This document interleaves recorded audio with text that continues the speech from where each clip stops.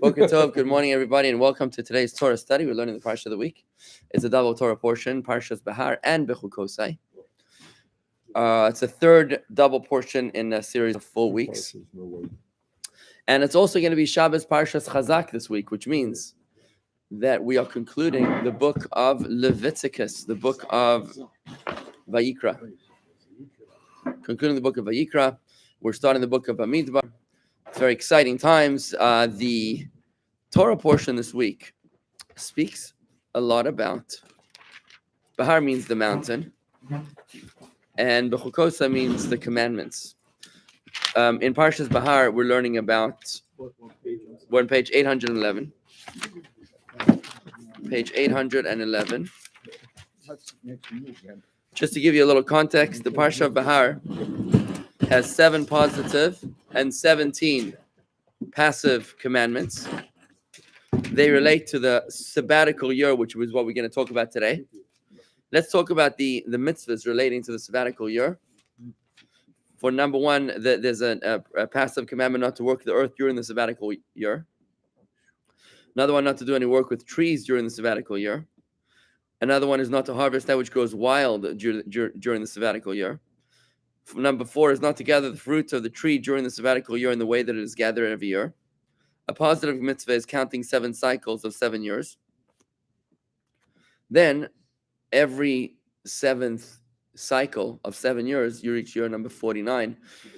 Then you go another mitzvah. Number 6 is sounding the shofar on the Day of Atonement of the Jubilee year, because then you have a Shmittah year, a sabbatical year, which is immediately followed by a Jubilee year. So it's 2 years consecutive that are not working in the field. The Jubilee year is a year of not working either. You have to sanctify the Jubilee year, mitzvah number 7. Mitzvah number 8, not to work the land during the Jubilee year. These are all mitzvahs in today's Torah portion, which we're covering now. Another one is not to harvest produce that grows wild during the Jubilee year. Not to gather the fruit of the trees during the Jubilee year in a manner that is gathered in other years. And that's 10 mitzvahs that apply to Shmittah and Yovel, Jubilee. You'll find this on page 1548 if you want to see the listing of all the biblical commandments in this week's Torah portion. Now, there are other mitzvahs, by the way, that apply to the Jubilee year, just to mention it. For one, another one is not to sell a field in the land of Israel permanently. You can never sell. You're a real estate lawyer, right? Imagine you couldn't ever sell land permanently in Israel. That's what it's like. Because it's got to go back to its ancestral land every Jubilee year. You can only sell based on how many years are left until the next Jubilee. You have to return the land in the land of Israel to its original owners at the Jubilee year. Who are its original owners? The biblical inheritors. The state.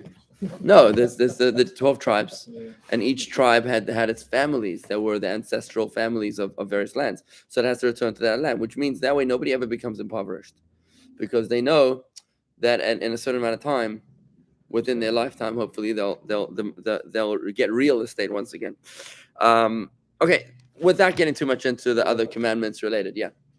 Some of you have heard me say this before, but in the Shmittah year, if you Google Shmittah and the stock market, you will see many articles that show that since 1900, in every Shmittah year, the stock market has taken a tremendous plunge. The crash of 29, the .com. So you got 5 years to plan for this now. Bubble, and most recently, it was September 21 to September 22. That was a bad year where the market went down. Really? So the next Shmittah year is 5 years from now. So you want to buy during the Shmittah? Sell everything Before, and then buy during Shmittah. I have a question. The Shmittah year, the Shmittah year and the Yuval year and the Jubilee year. Yeah. There's anything in the Jubilee year that you have to do that's beyond or less than what you do in the Shmittah year? Yeah, there's a lot of things you do. For example, the freedom of indentured servants. Okay, but not related to agriculture, not what you. There are some. It's a whole different genre. I'm not going to get into it right now. Okay. We're getting into the Shmittah. You know, it's interesting. Yesterday, I was at an event. Yesterday for like Bomer with my children. A guy comes over to me, shows me a phone, a picture. He's holding his phone, and there's my face on the phone, right? You know, giving one of these classes, and he says, "You're the guy." He says, "I learn Tanya with you every day." It was nice, you know. It's nice to hear that he learns with me on YouTube. It's very, very nice. All right, so let's get into this mitzvah, which is over here, page 811. When God spoke to Moshe in the desert at Mount Sinai, saying, "Speak to the children of Israel, saying." This is happening because yesterday at the event, the doors were open. It always happens that way. When you come to the land that I'm giving to you, this is very important, that I'm giving to you. Yes. Remember, it's the land that I'm giving to you. Let's not be ungrateful by giving away the gifts that are given to us. God gave us this land for our eternal homeland. For us now to start bartering it for worthless pieces of paper with those who are determined to destroy us is playing with fire. Anyways, when you come to the land that I'm giving you, the land should rest a Sabbath to God. This is like the 7-day cycle. It's the 7-year cycle. You may sow your field for 6 years, and for 6 years you may prune your vineyard and gather in its produce. But in the 7th year, the land should have a complete rest. A Sabbath to God. You should not sow your field, and you should not prune your vineyard. You should not reap for yourself the aftergrowth of your previous year's harvest, which sprouted on its own, and you should not pick the grapes which you have set aside for yourself, for it will be a year of rest for the land. Now, why would you want the land to rest?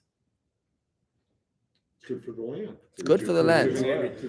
It's important. Like a human being needs to rest every night, like your cell phone needs to recharge, like the human being needs to rest every weekend. Every weekend. Well, is it a Shabbos or is it a weekend? You don't need a Shabbos to rest. You need a weekend to rest. What's the addition of Shabbos on that rest? In other words, if you're resting for medical reasons, you don't need Shabbos. You just need a weekend. You need a Sunday. But the Torah now tells us that the reason why we rest the land is not because it's good for the land alone. Look closely. The produce which grows on its own during the Sabbath of the land will be ownerless and thus available to you to eat equally with everybody else. You open your field for everybody who wants to come in. You, your male and female slaves, your non-Jewish hired worker and lodger who lives with you. All of its produce may be retained in your house to be eaten by your domestic animals, so long as there is sufficient produce remaining in the land for the wild animals. Now, let's look closely at this verse. Let's go back to 8:11 and look at that first verse about Shmittah. Back to 8:11. When you come to the land that I'm giving you, the land should rest a Sabbath to Hashem. It doesn't say it should rest a Sabbath to itself, to lie fallow. It says that the purpose of lying fallow is in order to be a Shabbos to Hashem.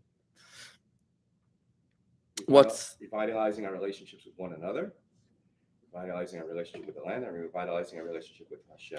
Well, tell me about how is that revitalizing our relationship with Hashem? Well, because it's revitalizing our relationship with one another. How does it revitalize our relationship with one another? I think that's a stretch. Well, you think it's a stretch? That's a stretch. How does it revitalize? Well, because gives you time to socialize. No, you're rededicating to tzedakah, to sharing your field. Oh, okay, fine. I get it.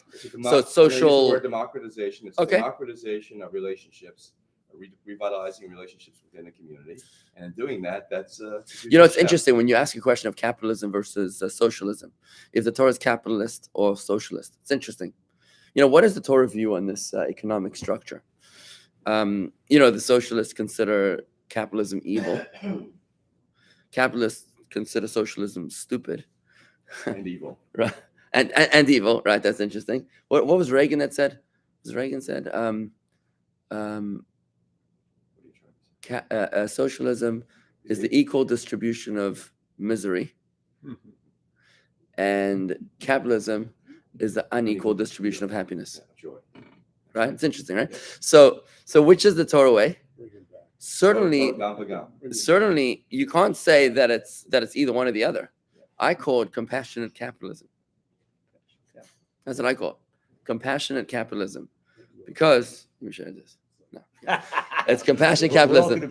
By the way, there was once a fly. Socialists could call it entrepreneurial socialism. Right, well, whatever. Whichever way you look at it, but the point is that there's certainly 6 years of 6 years you should work the land. It's yours. But in the 7th year, you got to remember the others. We're all the great equalizer. So there's a balance over there. It's not just the ivory tower capitalism where you don't care about anybody else. So the point of Shabbos to Hashem, a Shabbos to Hashem means like this. You're making a profound statement about the origin of your money.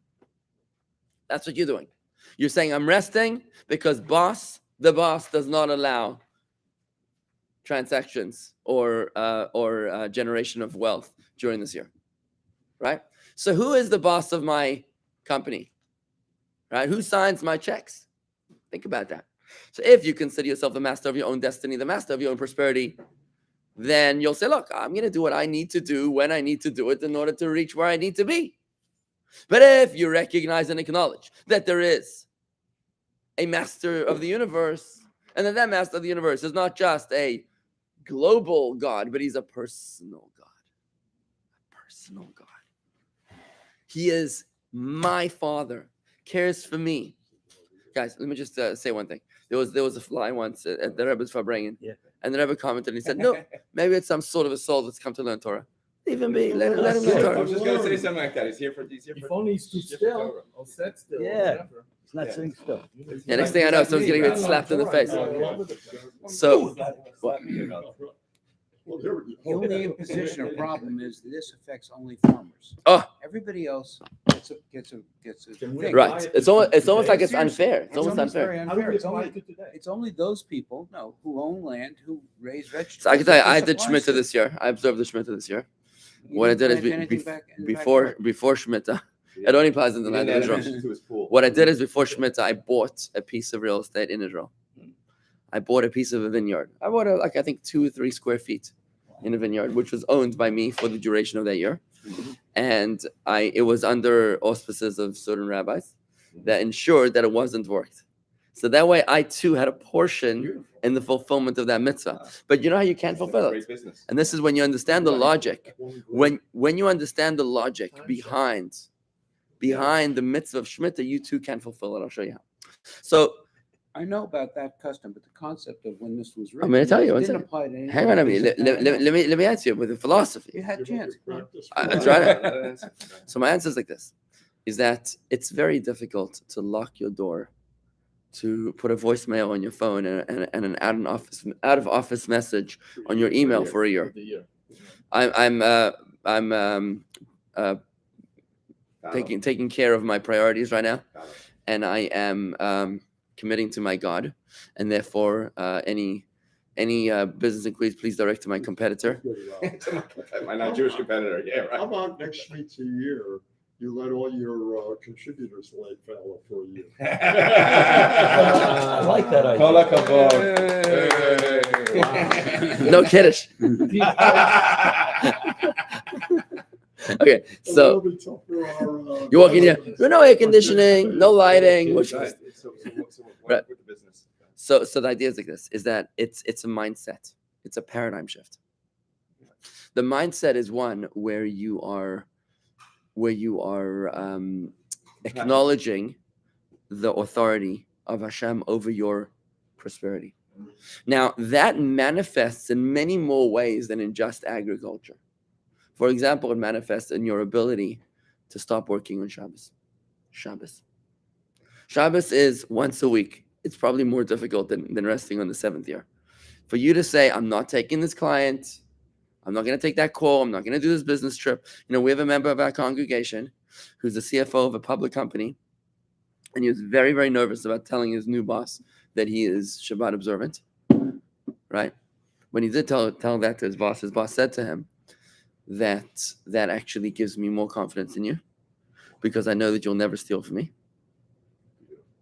And he tells me that the biggest merger and acquisition that this company did, nothing happens in that company without him, happened on a Saturday night at 10 p.m. Because everybody knew that no deals happen in this entire company on Saturdays, right? So what I'm saying here is that when we adopt that mindset of Hashem as your partner, a few things happen. First of all, Shabbos, you don't work. You know what else happens? Tzedakah. Tzedakah no longer becomes an obligation, it becomes a pleasure. It becomes a pleasure. Hashem is only asking for 10%. What a deal.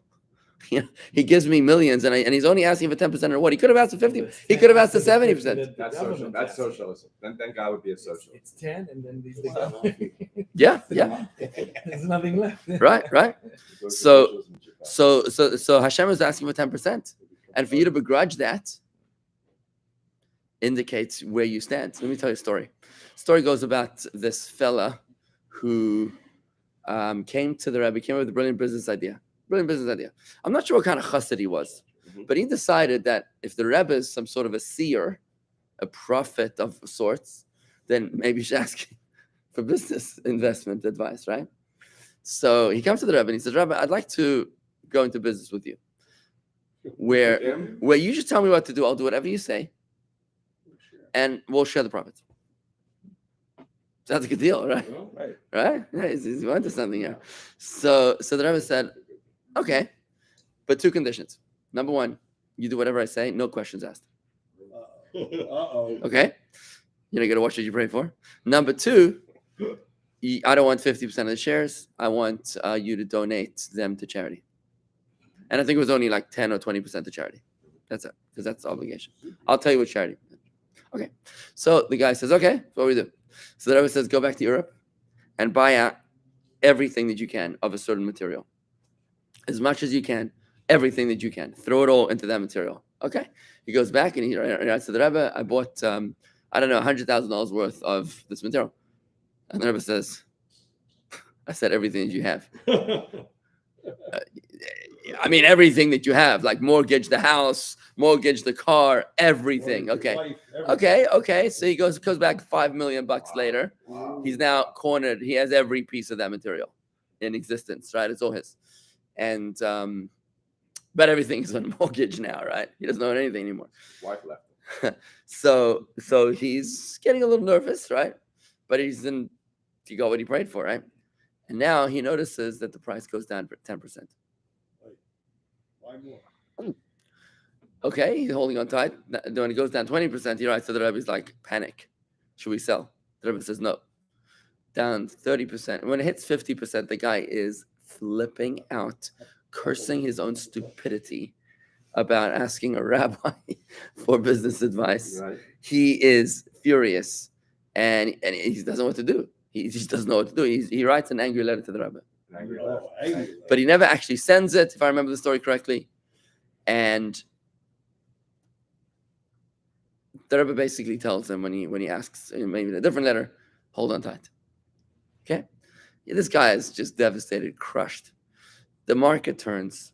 I think what happened was that there was some sort of a movie star that came out, and she was wearing a dress in that material. Something like that. So then, But this is just Shmittah material? something, yeah. So then everybody needed that material, but where do you get that material? Only one place to get that material. So now the prices skyrocket. They go to 300-400%. But when they hit to like 100%, he asks the Rebbe, "Can I sell yet?" And the Rebbe says, "No."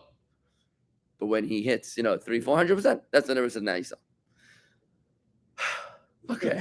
That was a long Okay. ride. It was a rough ride. So he comes back to the Rebbe. He's got a big check, right? He says who to give the check to, and the Rebbe tells him, and then he says, "Okay, Rebbe, what's the next deal?" I'm done. And the Rebbe says, "You're a shevach shutaf," which means you're a weak partner. Not happening, right? See, this is the mindset of Shmittah, and that's your question. This is the mindset of your question. So, when there was actually a similar story, another very interesting similar story, and I want to say this to you because I was talking to someone that I was talking to about fundraising the other day, and he said to me that he never makes pledges. This guy was here for Yom Kippur the first time this year, and he said that he refused to fill out the Yom Kippur pledge card. He refused because he said in December or November, then when everything settles down, that's when I figure how I did, and that's when I give all my charitable giving, right? Okay, makes sense, right? It makes sense. What? On one level. Oh, it makes sense, right? So he says, Rabbi, then we'll see, right? He sees, okay, now I know what you need, but very nice, good, okay.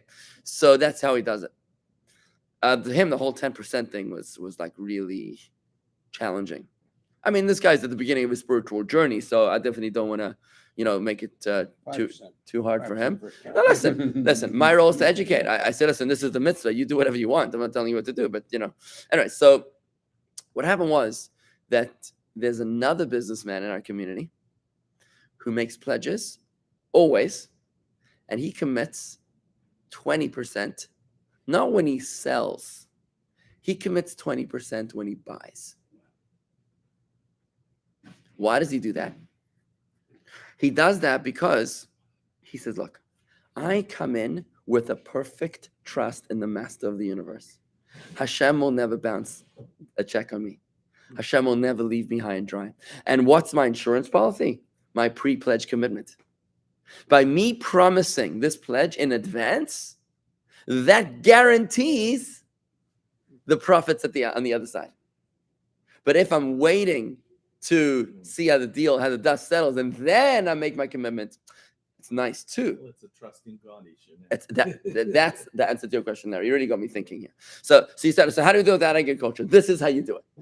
Do you have the courage to make your pledge when you buy, or are you someone of weaker ability to only make that pledge when you sell? Now that's a huge difference. I mean, this challenges every single one of us, myself included.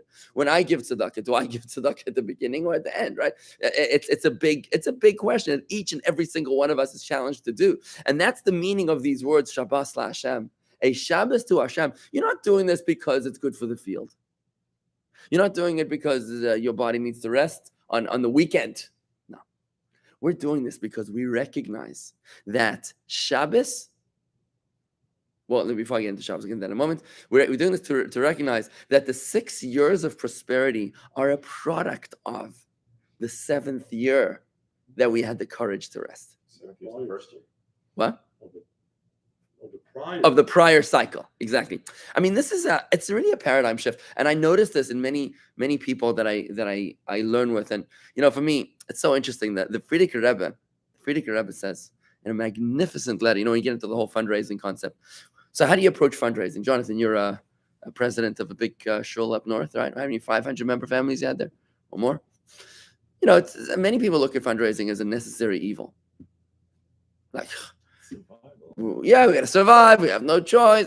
The Frierdiker Rebbe, in a beautiful letter, he says that when it comes to doing mitzvahs, different parts of our body do different mitzvahs, right? To fill in with the left arm and the head, right? Koshers with the gut, different mitzvahs, the kosher modest dress, and various mitzvahs with various parts of the body. But there's one mitzvah, and this is really, really sourced in Tanya. There's one mitzvah which is envelops every fiber of your being. And you know what that mitzvah is? Tzedakah. When you give tzedakah, you know what that comes from? How are you giving $10,000 to tzedakah? Where does that money come from? It comes from your sweat, blood, sweat, and tears. You had to think, and you had to work, and you had to worry, and you had to move, and you had to handle and do whatever you had to do in order to earn this profit. And even if you did it because you're a trust fund baby, right? Even if you didn't, you know what you could have done with that money? You could have used that money on luxurious pampering of every part of your body, right? On massages and oils and cruises and whatever other kind of indulgences that you could have invested it on. So when you take that money, which literally represents the sweat what keeps you up at night, and you give that to tzedakah, what you're doing is that you're actually sanctifying not only one part of your body, but every single part of your body. Now, when you give more than you're comfortable with, think about what you're doing. Think about that. You're doing the mitzvah of Shmittah. Shmittah is a whole year. I mean, this is a big deal. Sabbatical year. I mean, I'm good at sabbatical for a week. You know what? I'll do a sabbatical for 2 weeks. You want to push it? I'll do a month. But a whole year? Who in their right mind does this, right? If you're doing it for Hashem, then it's an act of faith, an auto da fe, right? And when you do that, I'm trying to transform a very, very dark word into something positive. When you do that, then you're in the letter, the Frierdiker Rebbe, he says that when you fundraise from a fellow Jew, you're meriting that Jew in the most incomparable way. And he continues to say that because of that contribution, which comes from every fiber of his being, it actually reverses all of that person's sins. It washes away all that person's sins. So when you give more than you're comfortable with, you're really exhibiting a tremendous amount of faith. How did I get into that? Because I went to fundraising because I remember. Because he said you're not in an agricultural environment. Right. That was your question. You sparked me on over there. Good. So Thank you. I appreciate it. Sure. So I just want to say in closing that for me, the fundraising is not something which I approach with fear. It's something which I approach with Pleasure. confidence. And when somebody offered the Rebbe an opportunity to model Chabad houses in a way that they don't need to fundraise because of some sort of financial leverage, the Rebbe said, absolutely not. Why would we deny our fellow Jews the most exquisite and extraordinary opportunity of tzedakah? Like, why would you take that away from them? That's what elevates. Look, I mean, you need to have an iron stomach to have this job. I must admit, you need to be able to, to really be able to, to be a shliach. I mean, to run this whole operation, on people's goodwill, right, and people's moods. It's not that simple. Leap of faith is It's a tremendous amount of faith. To me, the Mitzvah of Shmittah represents the essence of it all. Sorry, Rob, go ahead. So God created the world in 6 days and then he rested. And a few weeks ago, we learned that when you first plant certain trees or whatever, that you may not partake of its fruit for the first few years. 3 years. 3 years. Yeah. or whatever. And it says that you may sow your field for 6 years and then you have the Shemitah year. Right. So really all of these things are that you put in the effort first and then you rest. So why wouldn't it be the same with tzedakah?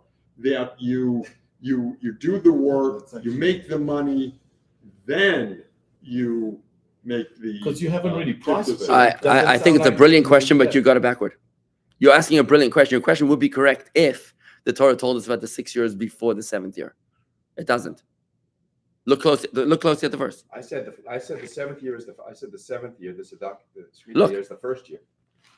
Okay, but look closely at what the verse says. Look, when you come to the land that I'm giving you, the land should rest the Sabbath to God. The first thing you know about is the 7th year, and the next words are, you may sow your field for 6 years. You're throwing a corollary between that and creation. But I want to just comment to that. You see what I'm saying? It's so interesting. It's counterintuitive. First we learn about the 7th year, then we learn about the first 6, right? So, Well, the thing like with the tree, that you don't use it until I don't remember the sequence of the tree.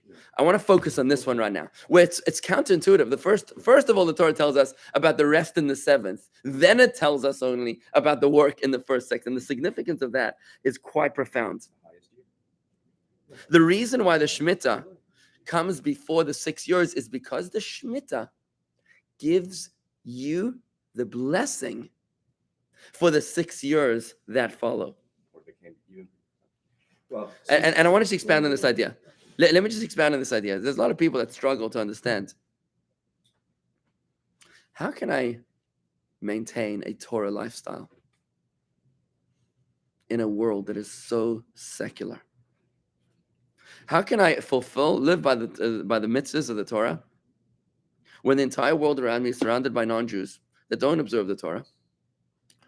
That environment is potentially stronger than me, right? It runs by a different set of rules.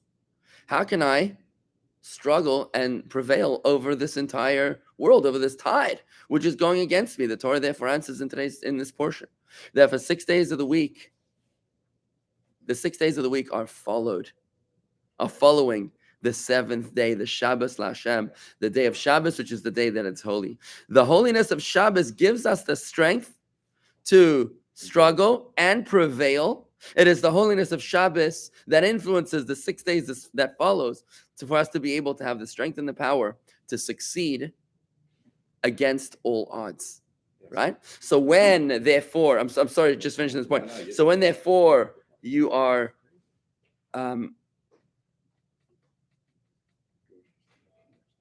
sorry, go ahead. You go ahead. Yeah. So you call it the secular. You can also call it living the realm of the profane. It's another word. You're right. Okay. But what it does is it catapults us into a sense of Jewish consciousness, where time is not linear in the sense of being successive. We are starting with the last and going back to the first. Just like the Shuvah is a return. We can't live in a consciousness of time of consecutiveness. We have to have a certain elasticity, where the last. I like that. The first. I like that. So this notion where the Shabbos year comes first catapults us into that, reminds us of that. I like that. I like your elasticity concept because the rules of nature are not set in stone. Any student of quantum mechanics understands that matter is a derivative of consciousness. Things that have happened. Things, Yeah, but I disagree. I mean, things that happen now. all it's doing is it's acknowledging that there will be a year of rest. But if you look, it says you may sow your field for 6 years, and for 6 years you may prune. But in the 7th year, why wouldn't it say in the first year you shall rest, and then in the remaining 6 years you may? So you're asking the question, why is it called the 7th? It should be called the In first. other words, Yeah. you're pledging the money on the. it's When like you the buy. covenant. You're Yeah. pledging the money on the first year 7 because precedes you 1. know the 6 years. It's you're gonna mathematics. You be can say paying. 7 precedes 1. So why is it called the 7th year? It's for the same reason that Shabbos is called the 7th day. In other words, you've got to work for 6 days. And let's go back to the code of Jewish law for now. Code of Jewish law says, yeah, Zachar and Shamar, we light 2 candles on Shabbos. Minimum of 2 candles. Even if you live alone, no woman, you light 2 candles, Zachar and Shamar, which means to remember and to guard the Shabbos. What does it mean to remember? It means to honor and protect the Shabbos. How do you honor the Shabbos? 6 days a week you're supposed to honor the Shabbos. How do you do that? You're in the market, you're in Publix, and you see a choice piece of steak, a prime fish. You say, this I'm buying for Shabbos. So on Monday, you're honoring the Shabbos. You're inviting your Shabbos guests on Tuesday. You're planning your event for Shabbos all week long. You're thinking, you're working the 6 days of the week with the understanding or the premise that it's all about, it all leads into the Shabbos, right? So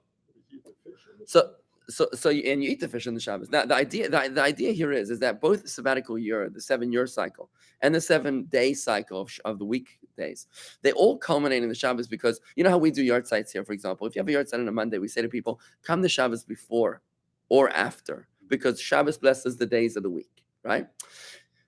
And it's really this idea: the success of the 6 days of the week are influenced by the holiness of Shabbos. So if you're resting on Shabbos because you're tired, that doesn't bring the blessing to the following 6 days. But if you're resting on Shabbos because it's holy, because I'm in private conversation, private audience with my Father in heaven, now the 6 days that follow are blessed. Buying the fish on Tuesday for the Shabbos that's coming, you're also buying the fish on Tuesday because of the inspiration from the previous Shabbos. It's a Shabbos mindset. So the tie-in of the last to the prior. So the concept of time and of succession, it's all. I think he's right. It's not about, it's not linear. Time is not linear. Time is, what's the word? Time is, It's elastic. you could call it, I would say time is not linear. Time is linear. No, it's not. There's a today and there's a tomorrow. no. And there When was a and by the way, yesterday. when you realize the doctrine of divine, of the doctrine of perpetual creation, there's no linear Yeah, time. Or eternal- Time is a matrix. Or eternal Yes, for recurrence. God. But it's a matrix. Wow, that's profane. Matrix 1, 2, All right, lots to learn. One question, Rabbi. Yes. Can you've talked about Sabbatical in the 6 years. Man was created on the 6th Yeah. day, right? Would you be willing Man to was